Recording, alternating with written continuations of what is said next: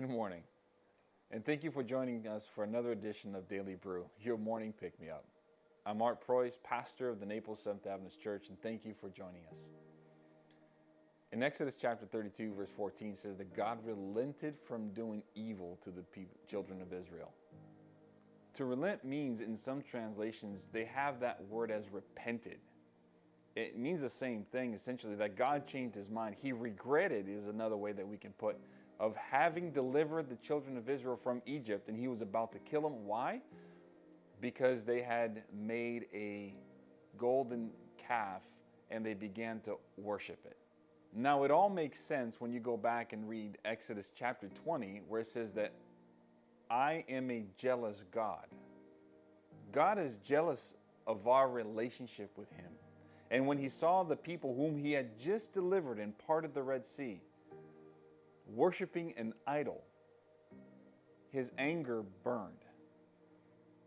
You know, some people dwell on the fact that God's an angry God of the Old Testament, but you have to look into the concept that you can only be angry when you deeply love somebody or something. You can only feel jealousy if you value that relationship.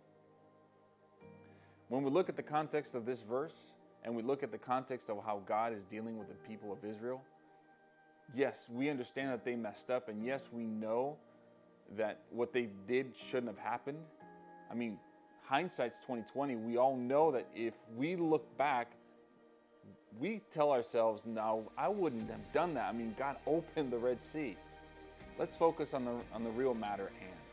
The reason why God changed his mind is because Moses interceded and intervened on behalf of God's people.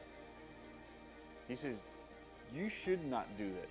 Because then when the Egyptians, when they see that all the nation is killed, they're going to look and say that your reputation is going to go down the drain because you just freed them to kill them. There's a real interesting quote that says, prayer is talking to God as talking to a friend. When you see their interaction between Moses and God, it really resembles that of two friends talking to each other, but talking in such a way that they are very comfortable in being able to speak their mind freely.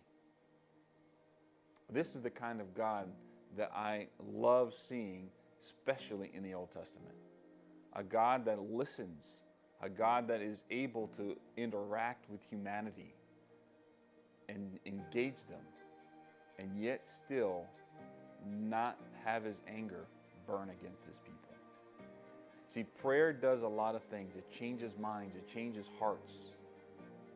And I pray that as you go throughout this day, may your prayers, as you lift them up to God, help you to change your mind and your relationship with God. And may you be able to see God working in your life. May God bless you.